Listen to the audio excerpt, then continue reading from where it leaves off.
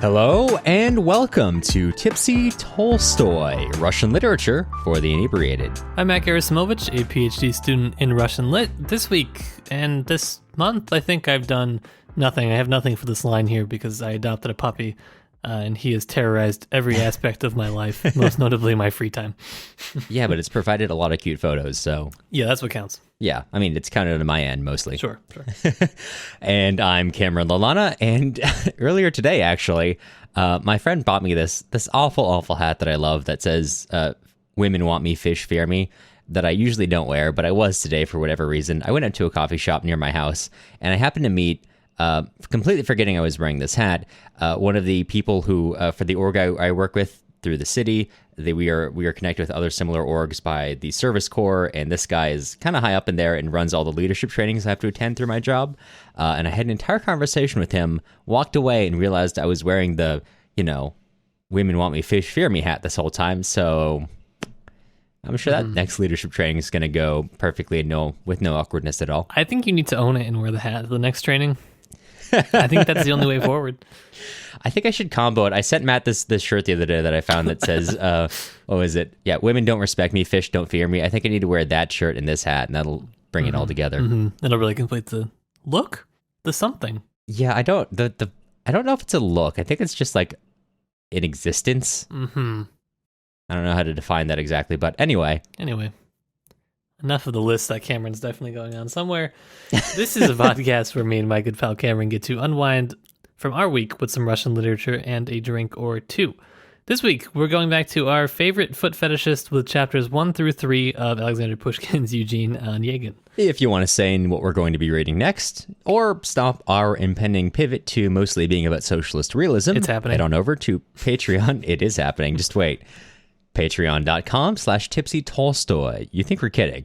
For as little as $3 a month, you can keep your favorite Russian literature podcast running and join in on fun events like our recent habit of occasionally streaming visual novels. So if you want to see us get just incredibly drunk and then play whatever happens to be, whatever we've cursed Matt's hard drive with this time. But if you're not interested in Patreon but still want to help us out, you can leave us a nice review on Apple Podcasts or sign up for our email list on our website, tipsytolstoy.com. I routinely get messages from friends I haven't talked to in years when they see me open up some of these games to play on the podcast Discord.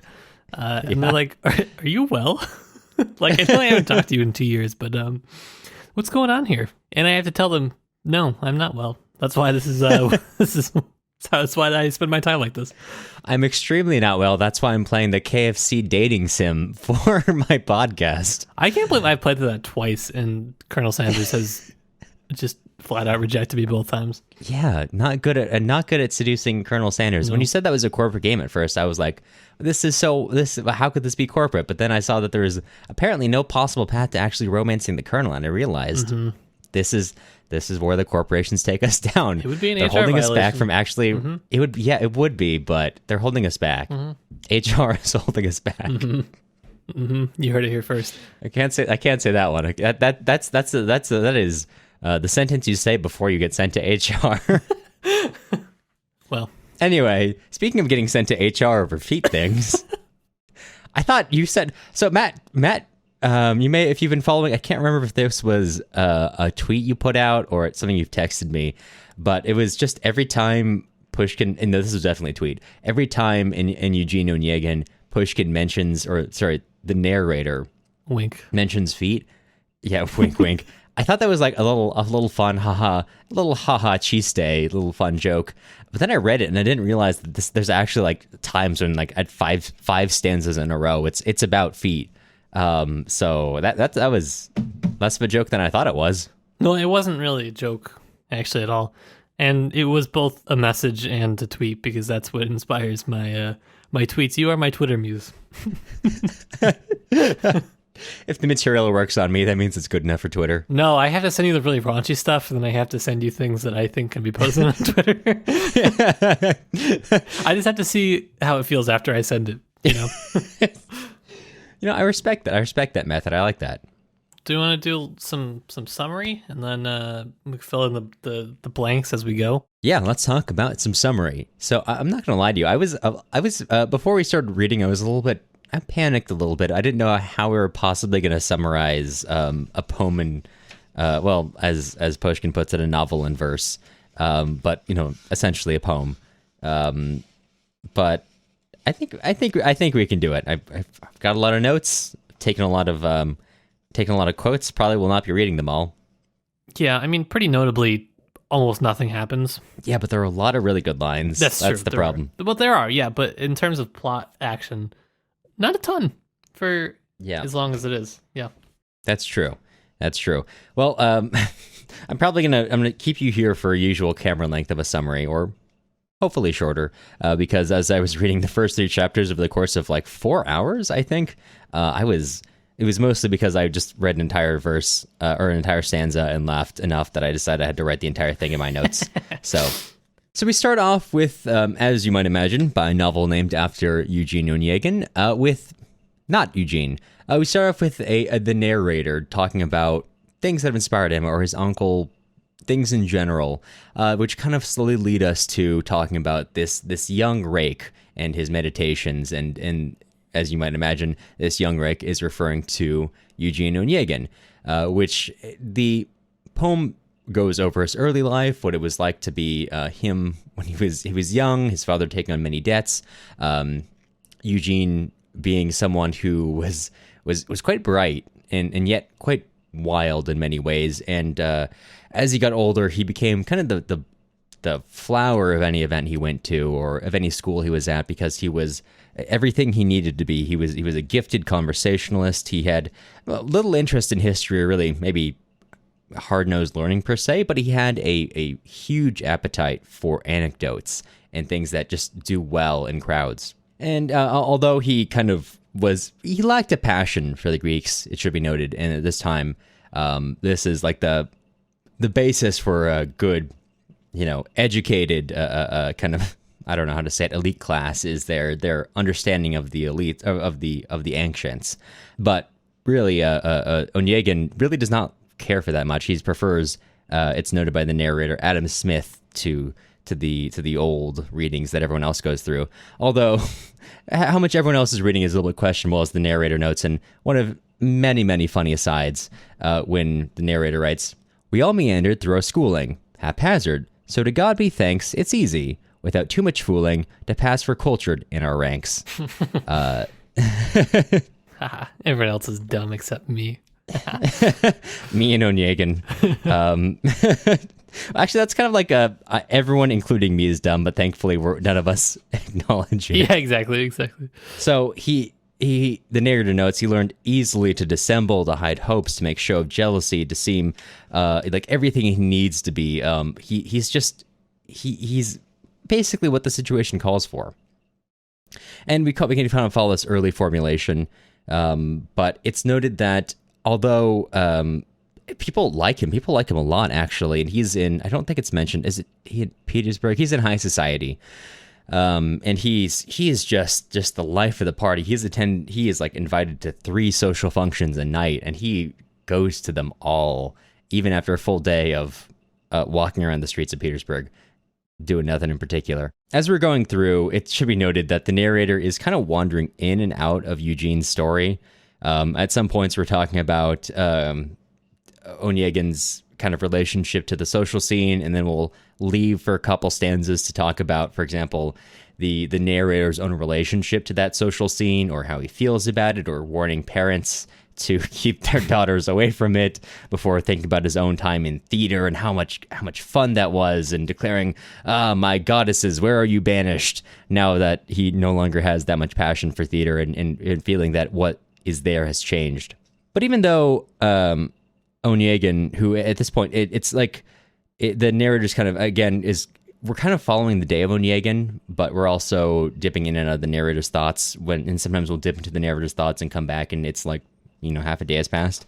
It's noted that Onegin, even when he goes to these plays, he's bored by them, so he leaves quickly, and we join, we look at his room, and it's the room of a dandy. He's got, I think it's noted, 30 brushes for his teeth, for his nails, for everything imaginable, and he can spend up to 3 hours getting ready to go somewhere. King.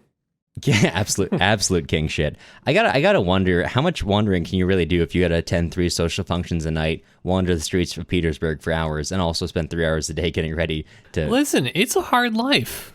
It's a hard life. 30 brushes? I don't know how much you can brush. I mean, that's like... 30 times. Okay, nail brushes, sure. Teeth brushes, sure. Hair brushes, sure. And maybe I was like, exposing my own ignorance here, but what else is there? Cameron. Do you need different brushes for your toenails and your fingernails, you think? Yeah. Nice. Mm-hmm. So we were following through and learning all about Onegin's fancy tastes before we rejoin Onegin attending a ball. The soiree is in full swing when he enters, and like I said before, the narrator again dips away to talk about his own past and these things, and specifically warning husbands and mothers is the combo he warns not to let their daughters go to those balls. And he notes that he only writes like this, since I stopped sinning years ago.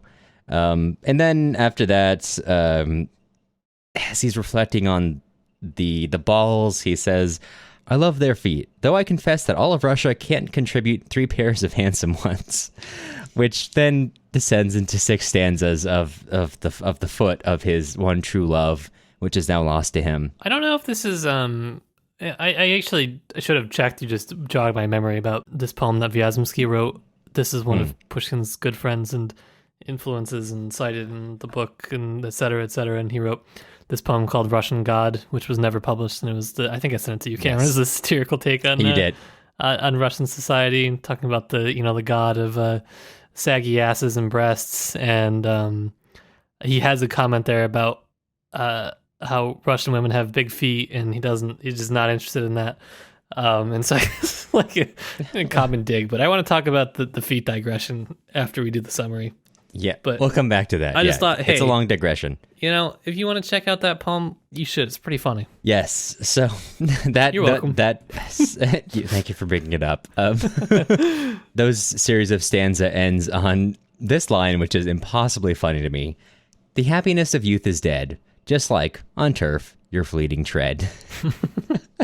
So much that makes reference. I had to ask Matt about this before, that what he thought the Terpsichorean foot meant. Yeah, I could have just Googled that, but it was way funnier to see Matt squirm while I asked him that. I wasn't squirming. I was Googling to the side while I was pretending to answer. If you're wondering, that's Terpsichore or Terpsichore. For any Greek listeners, please don't come kill me. That is one of the 7 muses who's known for dancing. So Terpsichorean foot is a dancer's foot, so to speak. You absolute fool. You absolute fool. You don't know all the muses? Huh? This is how I'm not the real academic. I don't have all the muses memorized. Yeah, you're not the real academic. You don't just Google quickly and pretend like you knew it all along. That's why I have multiple screens. People at my work think, oh, Cameron knows a lot of stuff. No, it's because I've got 3 screens and I can Google while I'm staring directly into the camera, so you don't know. I can type real fast. But as we are talking about these feet, the time is not stopped. We rejoin Onegin, not as the one of 3 soirees that he's been invited to is in full swing, but rather what I think is implied to be next morning around dawn, as Onegin is kind of dozing and the rest of Petersburg, it's noted, is waking up, all the bakers and mail deliverers and all the other jobs that there are to do. And it's noted that his days, although full of fun and festivities, they're monotonously gay. They are just the happiness of each day is just so boring. And this line really, I think this stanza kind of captures it. No, early on his heart was cooling, and he was spored with social noise. No, not for long were bellies the ruling objective of his thoughts and joys. Soon infidelity proved cloying, and friends and friendship soul-destroying. Not every day could he wash down his beefsteak with champagne, or drown his Strasbourg pie, or point a moral, full of his usual pith and wit, with cranium aching, fit to split. And though he liked a fiery quarrel, yet he fell out of love at last, with sabers slash and bullets blast. So, duels, beefsteak, champagne, whatever the hell a Strasbourg pie is, not doing it for him anymore. It's all boring. And at this point is when our narrator makes acquaintance with Onegin. Both of them are relentlessly bitter. It's noted that the bitterness was mine, the ice was his. We'd both drunk passion's chalice, our lives were flat, and what had lived, both hearts to blaze, now had expired. So they both lived great, exciting lives and full of passion, and that's gone now. Onegin, he left behind the social life. He tried to find it in books, but all the old writers were dead and not interesting. All the new writers were obsessed with the old writers. This pair is just, they are beyond it all. They're somewhat nihilistic about things. And this friendship probably would have deepened if it hadn't been for chance. First of all, Onegin's father dies, and all the usurers, all the people that Onegin's father owed money to, came looking for their money, and Onegin says, I don't want to deal with this here, just take it all, and basically gives away his whole inheritance to get rid of all these creditors. Almost immediately following that, Onegin receives a summons from his uncle saying, hey, I'm dying, I'd like to see you before I go. And by the time Onegin gets out to the country, his uncle has already died. Luckily for him, although there's much family to attend the funeral, he's the one who apparently inherits the countryside estate, and Onegin becomes a man of the country. Although it's noted that within 2 days, his newfound freedom has already become a bore, and he really does not care for the countryside, which the narrator notes. This is where Eugene and I are very different. I, as a poet, where I'm quite happy to be out in nature, but Eugene, you see, actually was never able to take up the pen. Before this kind of goes into an aside where the narrator's talking about poets and their muses, and it's mostly about his lost love and how actually when I was in love, I was completely dull as a poet, and now finally that I'm no longer in love, he writes, I'm grieving still, but no more tears. And soon, oh soon, the storm's arrears will in my soul be hushed and dying. That's when I will sit down to compose an ode in 25 cantos. He's doing great, guys. He's doing. Having a good time. It's my ex leaving me totally didn't affect me at all. I mean, does it sound like I'm doing great, guys? I can totally write a poem about this whole thing, right? Right? Plus, there's only a handful of poets, so you're probably going to have to study in the future. Yeah. Yeah, so this kind of leads us into chapter 2, which is when Eugene is out in the countryside and he's just bored. He is. Anyone else, these pleasures out in the countryside, they would have been like, this is amazing, this is awesome. But he's of the landed gentry. Boredom comes easy to him, and he doesn't even really care about what's going on. He owns this estate, and it goes without saying that this estate also comes with a number of serfs, as serfs in older literature are not really given much humanity or even consideration. So he doesn't even care. He puts them onto this alternate taxation plan where instead of, as serfs, you were basically bound legally to the land you lived on, and whoever owned it, you kind of, that was the person who owned you. He puts them onto this plan where basically they pay him a form of tax, and they basically get a sort of right to live on the land as if it's their own, but they don't actually have legal rights to the land. It's a weird system. But all of Onegin's neighbors are like, this guy is weird. He's a maniac and a freak. And Onegin really doesn't help that perception by being incredibly bored of everything they do and does not want to hang out with them. So they grow distant from him. Now, opposite him, there is this young, fresh lad, Vladimir Lenski, who is fresh out of German university or German learning, and he's a poet and a Kantian sage, and he believes in life with a sense of romance and in a sort of destiny for the people around him. He believes that one day humanity as a whole will kind of come to this point that they were meant to get to, and he's so. And this stanza is kind of written with a sense of humor about it. And there's a lot of humor in this and Eugene Onegin that I really enjoy. He sang of grief and parting time, of something vague, some misty clime, roses romantically blowing, of many distant lands he sang, where in the heart of silence rang his sobs, where his live tears were flowing. He sang of lifetime's yellowed page, when not quite 18 years of age. I'm not saying that Pushkin was directly adding me at 19 years old listening to crust funk about, being like old and having done too many drugs but not knowing what you can do now. At, again, the tender age of 19 being like, yeah, I get you, man. I get it. I get what's going on here, but it kind of is. Lenski, too, is bored by the neighbors. He doesn't think they've got very good conversation or doesn't think they have much to say at all, although they are all kind of in love with him and are trying to marry their daughters off to him. And, Vladimir and Eugene, they form a friendship. They're happy to hang out. As the narrator notes, friendship, as I must own to you, blooms when there's nothing else to do. So there's... although the narrator, I'll come back to this stanza later, kind of notes that friendships can't really be anymore. We're in the age of we are in the age where we know that all two-legged creation are just instruments and tools, and the only inspiration is Napoleon. They nonetheless kind of form this friendship where they, frankly, Lenski does a lot of the talking. They do some mild debating while Onegin puts up with Vladimir and just tolerates what he's saying, but doesn't really think about it too much. This section kind of closes on Vladimir talking about his love for this neighbor of theirs named Olga, who he kind of grew up around, which quickly transitions into, and this is a part I was going to ask you about because I'm not entirely clear, because it goes from Vladimir telling a story about Olga to the narrator telling a story about Tatiana, who's Olga's older sister, and Tatiana being someone who is not at all like Olga. Well, Olga is pretty and knows how to engage in the social scene in the way that's expected of her and plays with all the appropriate child's toys. Tatiana is kind of an old soul. She retreats from playing outside and playing with friends. She just wants to read, especially like romance novels. That's what she's all about. Well, she's old for, like, she's practically ancient. She's 20. So at that time, I think if you were married by like 17, it was like, what are you doing?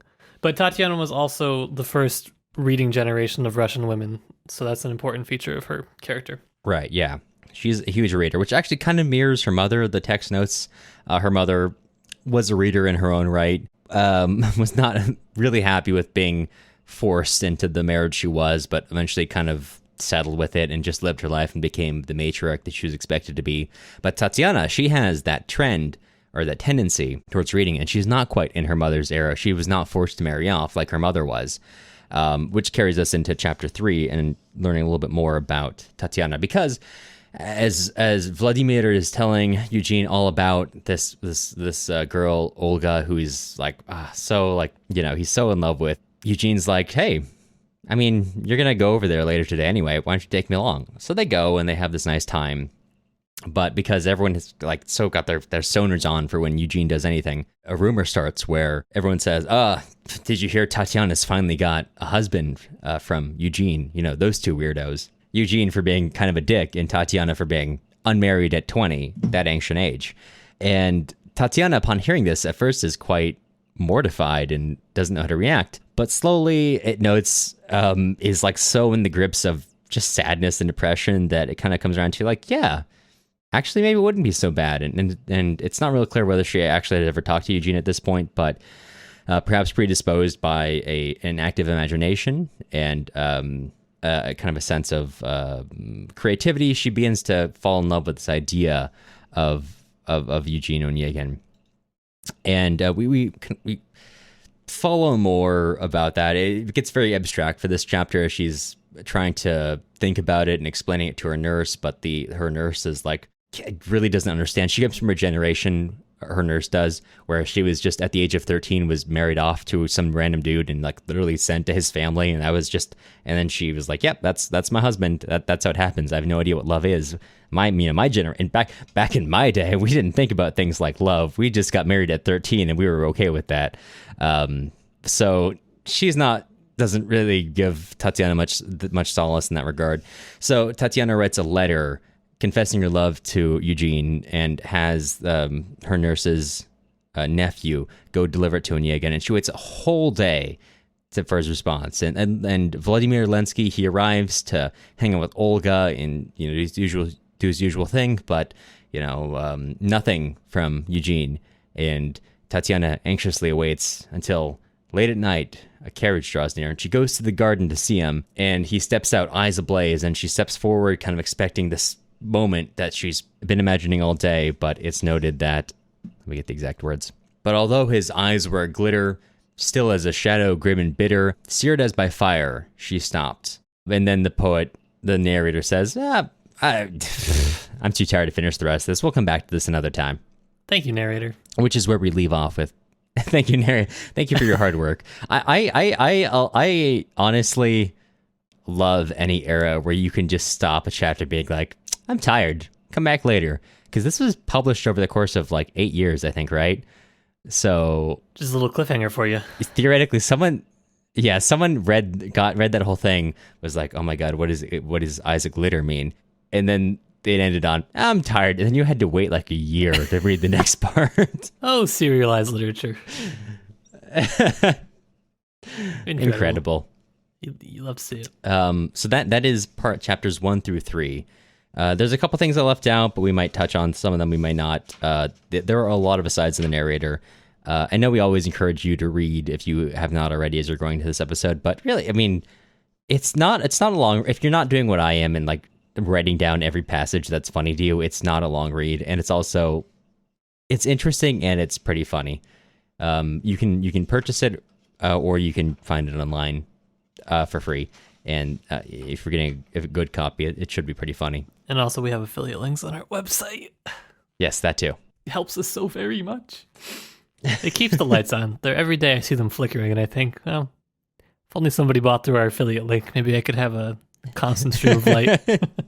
It would help. It would help reading. It would. It's really difficult to read in the dark. My eyes are completely ruined now. Oh, you're in. Well, I've been going on a line of credit to buy candles, actually. Ah, okay. Yeah, I'm pretty deep in debt, and I think they're going to come take my knees. But see, that's why I'm saving to start a bee farm so that I can make my own candles. Oh, that's a good idea. That's a really good idea. That one's only half a joke. All right. All right. Well, let's talk. There's a lot to go through here. Do you mind if we talk about Pushkin a little bit? Because I want to talk about kind of what's going on with him as he's writing this just a little bit. So obviously Pushkin's writing this while he's in exile. But to get to exile, we got to go back like 13 years ish. Okay, sure. Well, let's start 13 years back then. It was a cold Thursday night. The fire was burning. No, we got to go back to fighting Napoleon. Yeah, okay. As it always goes back to. As it always goes back to. It was a dark and stormy Thursday night. Once again, we're at war with Napoleon. The 19th century. So, yeah, the Russians beat Napoleon. That was the thing. That was pretty good. Good of them to do that. So as the Russians were pushing Napoleon back to Paris, the officer class was getting exposed to the French more heavily. They were already speaking French, reading French. This was already the kind of dominant cultural sphere in Russia. But now there's actually kind of personal contact and much more free flow of ideas. It's quite interesting that though they were fighting Napoleon, they were actually quite in line with some of the ideas that was coming out of the French Revolution and all of this. So, so 1812, this happens. They get taken back to Russia, these ideas, after Russia defeats Napoleon. Even though he's defeated, Pushkin remembers him quite fondly, though he has mixed opinions about him personally. In Onegin, Napoleon is remembered kind of fondly through the character of Onegin himself, which we talk about in a little bit. But so these ideas kind of fester in high society for about 13 years. It's kind of apparent that Alexander I is not particularly receptive to them. He's growing increasingly regressive. So these ideas are actually pushed underground into secret societies in which poets were a pretty major part of. Mostly because even though it's hard to believe as a U.S. citizen, the idea that poetry can actually play a major role in political change or like politics at all, but that was definitely the case here. So these fester for 13 years and then we get to December 14th on the old calendar, 1825, when Alexander suddenly passes away, and there is the attempted transition of power, successful eventually transition of power to Nicholas I, who was, to put it mildly, somebody that most people didn't want to become Tsar. They wanted his brother Constantine to be the Tsar. Constantine said, no, thank you. More or less, Nicholas assumes power. There's a major event called the Decembrist Revolt, in which many of the officers from the military try to essentially pull off a coup and prevent Nicholas from assuming power. It does not work. It is brutally suppressed, and they are sent into exile. with many of their wives choosing to follow them to Siberia and wherever else they are exiled. Now, Pushkin was not involved in this, one, because he was such a highly valued poet, and two, he was an absolute notorious loudmouth, and everybody knew that he absolutely could not keep something like this a secret. That is factual. And so he had already been in exile for writing things that were critical of the government, and Nicholas essentially kind of asks him, well, if you were in Petersburg during this, what would you have done? And Pushkin said, well, I would have stood right by everyone else. And so this kind of confirms what Nicholas had thought. And so eventually, actually, Nicholas does eventually lift his exile at some point, and then actually becomes his personal censor, which was mostly a curse for Pushkin. Many of his things not being published, at least not in the way he wanted. But so that takes us to where Onegin's actually written, as Cameron said, in serial 1825 to 1832, and then it was published fully in 1833. But so we have the Decemberists in 1825, so that's like the major background for what is happening in Onegin. These characters are, a lot of them are kind of, it's implied they would have been part of the Decemberist revolt, and we'll talk about the ending, how that, I guess Pushkin at one point was considering having Onegin even go on more explicitly to be part of that, but that didn't end up being the case. But it kind of, you can see through their influences how that would have happened. Everything essentially taken from the French, and then I guess with Lenski you have some being taken from the Germans. But yeah, so that's kind of the backdrop with a lot of names and dates on how we got to where we were. But yeah, I think going forward, like basically everything from Pushkin was influenced by the Decemberist revolt. That was something where a lot of his friends were exiled for that, if not killed or hung. So it was not exactly a positive time for him. No, not quite. Not quite, no. Yeah. Well, if you want more of a discussion on the place of violence in Pushkin's work, we would heartily encourage you to go back to our Captain's Daughter episode. But for now, I kind of want to, there's a lot of things to interrogate here. I want to go over the idea of Napoleon as aspirational.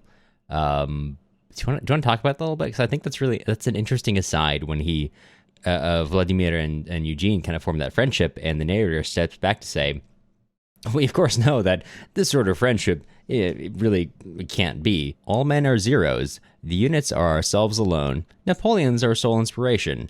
The millions of two-legged creation for us are instruments and tools. Feeling is quaint and fit for fools.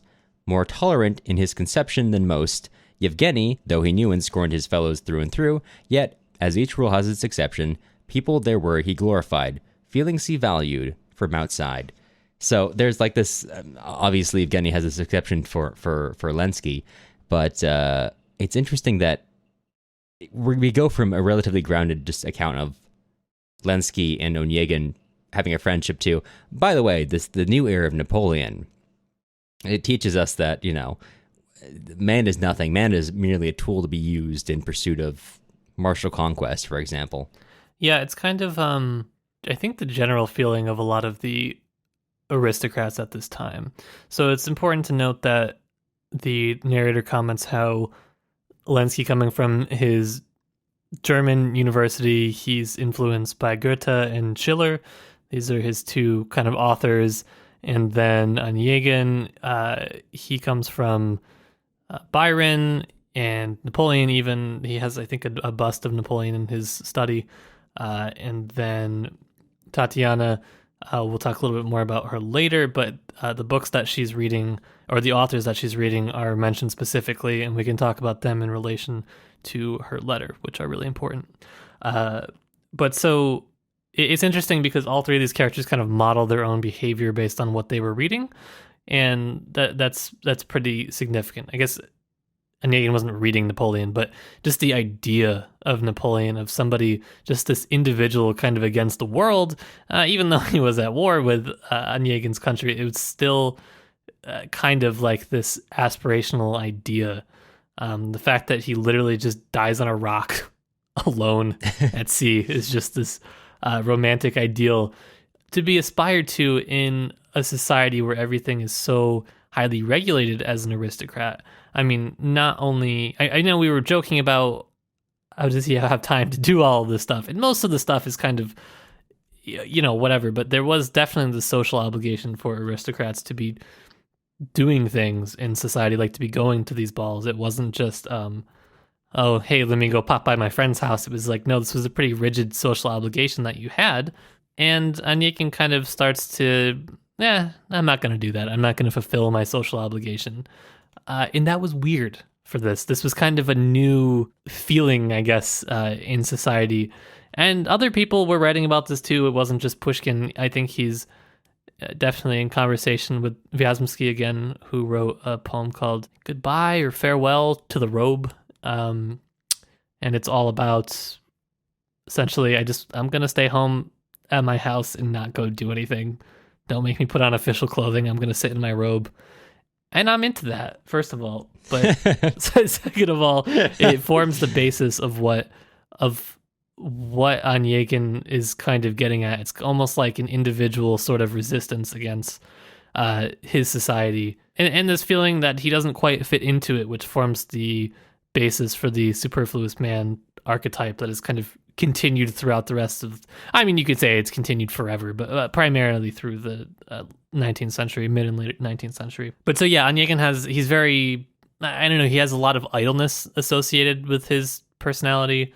This kind of just existential boredom that he feels. And yeah, it is associated with Napoleon, essentially, as this idea that you are supposed to be kind of... Yeah, it's kind of interesting in that it's resistance by not taking direct action, essentially, is what it is. So it's an interesting way to take on Napoleonism, if you will. Right, yeah. Interesting. Okay. So I got a lot on that.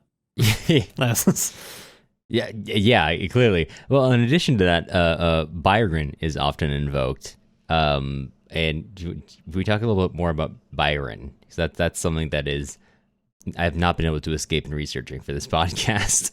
Byron, inversions of Byron, ironies of Byrony. I think Napoleon and Byron kind of go just hand in hand.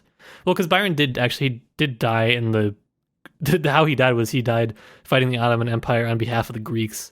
Huh. This is in 1824, so this is right around the time that Pushkin was writing this. Right. Interesting. Okay. So it's kind of a similar... So that's why I associate them with being similar, is that they're both kind of like men against the world, like individual against everything. Got it. Okay. That's what I associate with being like peak romantic literature.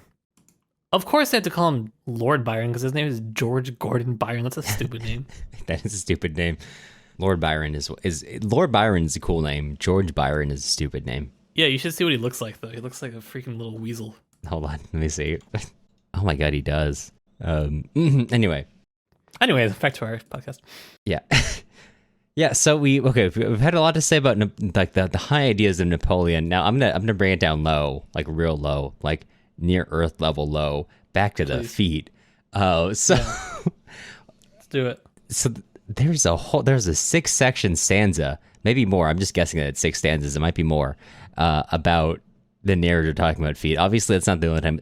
It's not the only time that it's brought up, but it is noticeable, and the many very dramatic metaphors of storms and throwing himself down at the feet. I see in the notes that you just have little feet digression written down. I would like to know what you mean by this. Yeah. I do have other real things to be working on, but I so badly want to make a line of Tipsy Tolstoy socks that have like a line from like one of these stanzas on them, because I think that would just be so funny. That would be... Wait, we've got time for that. We can do that today. We absolutely have time for that. I'm going to do that after this, okay? Okay, well, after look out for that, then I'll announce it on Twitter that we're doing this series, and then I'll post the merch, and then we will get insanely rich, retire. Yeah, I mean, that's... My main way of expressing my individuality is through socks. I'm currently wearing Hops socks right now, so I'll provide the fortune by spending all my money on our socks. Heck yeah. Well, we can't get rich if we spend our own money, but that's okay. We'll figure it out. So the little feet digression. Sure. I saw it called that when I was reading through the introduction and the copy that I was reading, and I was like, oh, that's funny. It probably other people call it that too, but I wanted to talk about digression a little bit. Sure. Because you mentioned it in the summary a lot, and it's hard to do a summary without mentioning the fact that the majority of the lines are not devoted to the plot of the story. And that's kind of a specific feature to Eugene Onegin and part of what makes it memorable and important.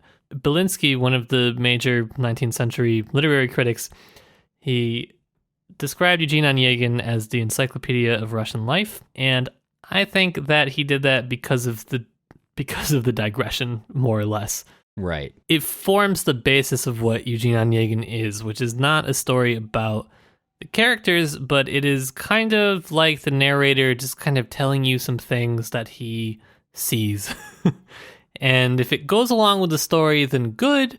But if not, really the narrator kind of just wants to comment on things, just anything. He wants to comment on his emotions, how he feels, apparently his fetishes and whatnot.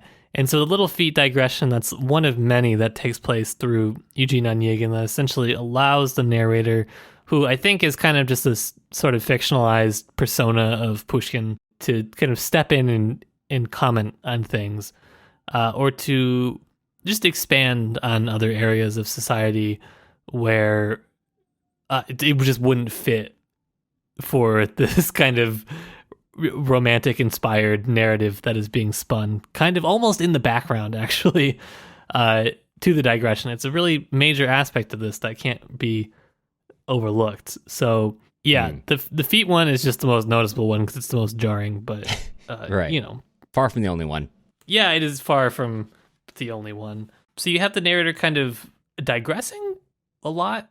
So the other thing that the narrator does besides digress is self-censorship, but also, well, there are literally stanzas that were removed by the censor. He even acknowledges at the end of chapter 1 and stanza 60, saying that there are many discrepancies in the story that he's already written that he sent off, but you know, he's going to kind of ignore it. He has no wish to change them, essentially, because he knows that the censor is going to make him remove them anyways. So whatever, let's just send the script off and get the story going, which is kind of a funny way. And it is carried on throughout the rest of Onegin.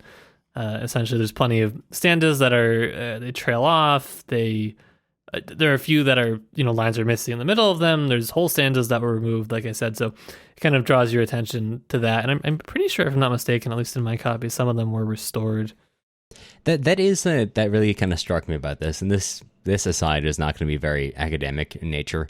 But I remember among the readings I was doing for this was one, I think it was an introduction for some copy of the book. I'll link it in the show notes. In which the I think this was the translator noted that they had known people who had made their kids memorize Eugene Onegin, which on the outset was kind of like, people are so obsessed with Onegin that they'll make their kids memorize it. But in another sense, it feels like almost a throwback to, you know, of course, many cultures are oral cultures. There are a lot of people who have always passed down their stories through oral tradition. And this almost feels like a throwback. And again, this is truly not an academic breakdown at all. This is just something I've been watching of, but it does feel like a conversation almost because of all the asides of just him dipping into his thoughts. And many other works I feel like would be hard to memorize, but this one almost it does have an incredibly conversational tone, and that's something that's often noted about Pushkin in general, that just picking him up, it feels very natural to read.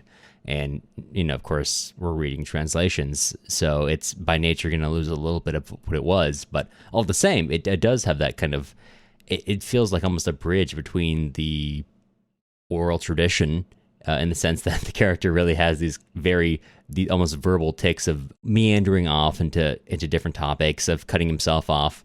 Naturally, some of these things are because of the censor, but it does have like an incredibly fun, very personal reading style, which it's not really all that common outside of, I think there's like a particular era or particular style, which is characteristic of obviously this work. The only other one I can really think of is like Descartes' Meditations, in which and I'm sure there are many others from this era that I'm just not familiar with, where the author really does engage you in a conversational style, which really has this sense of storytelling and like really kind of personal, not, the word's not elitist, like not standing on some sort of pretense of the author as some sort of objective or omniscient narrator, but rather someone who's just telling a story. This guy, he's just telling a story about his bud Eugene, really. He does have like a lot of insight into his life, of course, but he's also got a lot to say about himself and the feat in his own life. The feat in everyone's life, Cameron. No, but that's a good point, I think, from a narration standpoint, but I think also from a poetic standpoint, it's hard for it to come through, I think, in English, just because English doesn't have the same function that Russian does, where like Russian has different levels of style, low style, high style, and it gets mushed, it gets combined in Onegin because there is actual literal like conversational style that has to take place because of the fact that people are like speaking to each other. But then when the narrator digresses, he can kind of morph into high style as well, or medium, mid style, whatever you call it. It allows him to kind of like bounce around, which is kind of an interesting function. And like you said, it does have the effect of at times somebody's just kind of spinning you a tale. Right, which even allows for this sort of making fun of its own characters, in which the narrator for Tatiana, she writes to Onegin in French because it's noted by the narrator that she really is kind of uncomfortable with Russian. Mm-hmm. Like you mentioned earlier, a lot of the elite classes of the Russian Empire at the time, French was the sort of the go-to language. It was not Russian. Some of them, case in point, Tatiana, were frankly even uncomfortable with using the Russian language. And I think that's interesting that even like the narrator has space to make fun of characters like Tatiana for that. Yeah, I was reading the in the introduction to the copy that I'm reading, it's the Stanley Mitchell translation, the Penguin Classics one. In the introduction, I don't know if it's Stanley Mitchell's introduction or not, but who's to say? Whoever happens to be writing here, I'm just phrasing it that way so they get some credit. They get an inkling of credit here, even though I also had this idea, but I guess they can have a little smidge here. Just a little bit of credit. Just a little bit of credit. Just a little treat for pop up. Yeah, he's a little treat for pop up. He's characterizing the way that Onegin has been kind of interpreted by different groups of people, and he's saying one of the ways is that, like many of the romantics, Pushkin is using irony to remove illusion, which has this strange result of it actually makes his fictional world seem more real to us, which is kind of an interesting way of thinking about it. And I feel like there's just, like you said, just a really heavy-handed sense of irony to a lot of what he's writing about. I mean, it's really, I feel like I missed it on my first read when I was an undergrad, but like going back recently, I was like, wow, this is actually really funny. Yeah, like really funny. I was like sitting at outside this coffee shop today, just laughing to myself at how funny this whole text is. I think this is like the most fun. Not that I haven't had fun with other texts, but like fun in the sense that it was just truly like I was reading jokes going through in this text. The most I've had since anything that Gogol has written. Yeah, more or less. Do you want to talk about Tatiana's letter quickly? Let's talk about the letter. Ish. I know, I was like, wow, this probably won't have too much to do on this. Maybe we'll do a shorter episode, and then I'm looking at the time, and I'm like, oh no, there was so much to say. Turns out one of the most written about things in Russian literature. There's a lot to say about it. So, yeah, it turns out that is the case. Yeah, who's to say? All of us. So I just want to talk briefly about the role of French and the role of Tatiana's kind of, she's like, I guess, a classic romantic, maybe kind of sentimentalist in her writing. And this is, I won't get into a comparison now, but Eugene does write a letter to her later in the book, and the kind of plot is not bookended, but it's kind of propelled by these letters, which are the only time where Pushkin breaks his novel in verse. He gives us this kind of epistolary look of these two characters writing letters back and forth. And so, like I said, it isn't really important that Tatiana is part of this first reading generation of women, and that her behavior is also kind of modeled on the things that she's reading. This is really informing her worldview because she is kind of just trapped in the country. All she has are these books, so that kind of makes sense.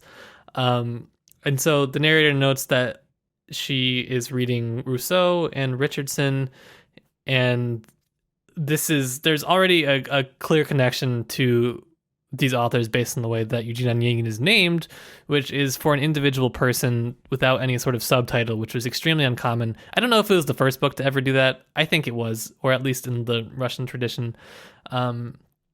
Usually books about people had like a subtitle. And so some of the books that Tatiana is influenced by have this kind of same name structure. So the book by Rousseau that she's really influenced by, Julie or the New Eloise. The Richardson book that she's reading, Clarissa or the History of a Young Lady, they all have kind of these, subtitles. But no, not here. We get just boom, Eugene Onegin. So Tatiana's letter is, and scholars have noted this more or less from, I think, Rousseau's Julie or the New Eloise.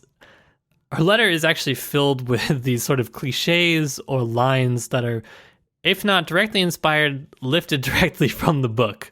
So not only is her thinking patterned on the people in these books, which I guess we could, not this episode because it would take forever to go through an analysis of all three of these books, there is a lot of linguistic similarities. Like Cameron said, it was written in French. The narrator tells you, "Oh, I've done my best to go ahead and translate it for you here, dear reader." And so she is going through with these kind of French, I don't know if you call them cliches at this point, but these lines from these novels that she's reading. And there's a couple models that she's kind of basing them off of. Can briefly say the two Richardsonian models from Clarissa or the History of a Young Lady. There is sort of the more demonic character in this one that she's trying to assess whether Onegin belongs to this, or there's the Richardson also writes this book called Sir Charles Grandison, and here is more of the angelic gentleman.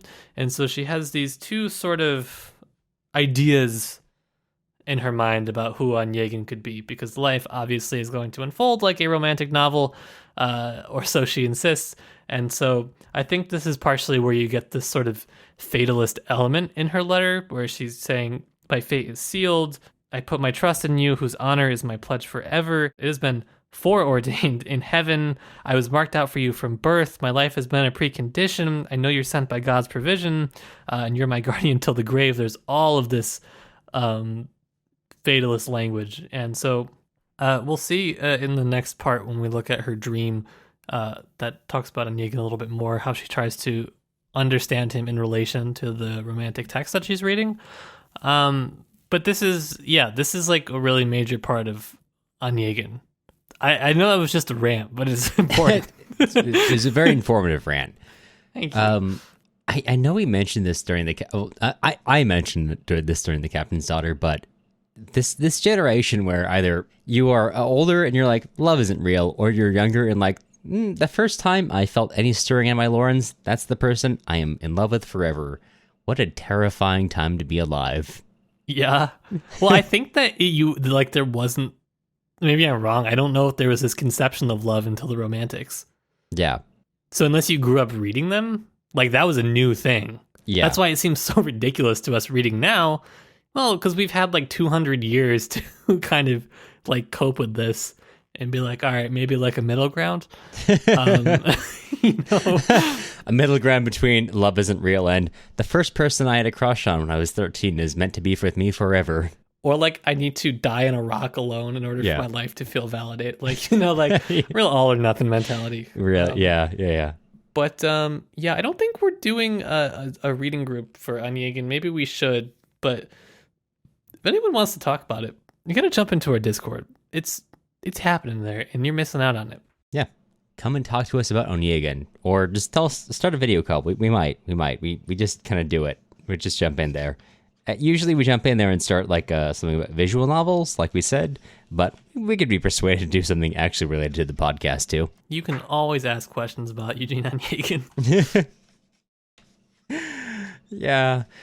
Well, I think that's probably a good place to stop for now. We'll come back to it later. But Matt, I gotta say, I didn't just realize this. I realized this a long time ago. We forgot to say what we were drinking today. So I'm just gonna ask you here, what are you drinking today? What have you been drinking through this whole podcast? Well, I have been drinking a splash of vodka in a LaCroix because that was what I could make in a pinch because I had 3 minutes from when my dog settled down to take a nap on the couch to when the podcast recording was going to start. So now I have an excuse for my laziness. I would have been drinking this even without that. But hell yeah, brother. Yeah, what about you? I got an actual craft beer for once in the last 8 episodes. All right. It is from High Water Brewing, the beer Break Apart, which is an orange cream ale, fashioned after those like little fake like oranges, which are just chocolate you can break apart, which is brewed with a four varieties of orange peels as well as cacao nibs from Ghana. And fun fact about Ghana, actually the majority of the world's cacao or just chocolate in general comes from West Africa, which is the more you know. The most people associate it with South America, which granted that's where chocolate comes from, but the majority of it today is grown in West Africa, in Ghana and Cote d'Ivoire, various other places, which as a result of colonialism, I had to teach kids about this recently, so I had to learn about it. So now you can know about it too. But very good. It's a good beer overall. And I got to ask you, Matt, where has, on a scale of 1 to Yeltsin, where has this vodka and LaCroix left you? Honestly, like a 2. I'm like actually parched because I was talking so much about French novels that I forgot to get a refill. That's fair.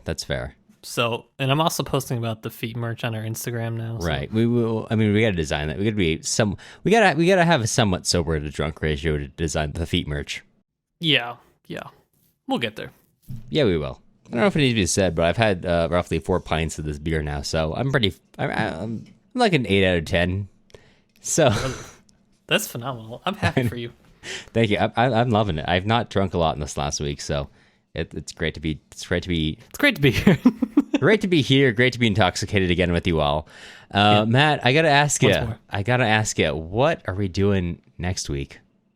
Next episode, according to our script, we're going to be starting Crime and Punishment, but we did already do that series, so I'm guessing that I did not update the script before I did this. No, I didn't. I poured it over the script, and I did not update the outro, so that's there you okay. Go.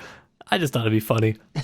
Yeah, we're doing Eugene Onegin again. We're doing this in a 3-parter, so next week we're going to be doing parts 4, 5, and 6. If you want to read along with us, feel free to pick up a copy through the affiliate links on our website. If not, you can find it freely online, so enjoy. Something. I couldn't think of a follow-up. All right, just splice that. Yeah, I mean, it's a funny text. If you're just here because you're going through your undergrad class, just trying to get some points to put in an essay, I don't know. It's a good time. Just it's funny. Read it. It's just a joy. Not that everything else we read isn't a joy, but this one is light and fun. Actually, most things we read are not a joy. I would say, characteristically, they're quite harsh. Yeah, that actually, yeah. I'm reflecting on the fact that we just read all of Crime and Punishment, and then all of Dostoevsky. Our history of we read the entirety of Dostoevsky's canon. We've not done that. But when that happens, you can be assured that this podcast has been taken over by Doctors Shirley, Holland, and Bowers. Which, in any event, good for them. Well, before we let you go, we want to extend a sincere thank you to all of our current patrons. We've got Jesus. Made it. One name in. We've got Jeff, Madeline, Anne, Janice, Daniel, Darren, Daniel, Jack, Paige, Jesse, Lou, Larkin, Irini, Brandon, Allison, Cole, Elise, Mysterious Donor Dude, Joanne, Drew, Yitza, Alex, Stephanie, and Julie. If you're looking for other places to find us, that's not my line.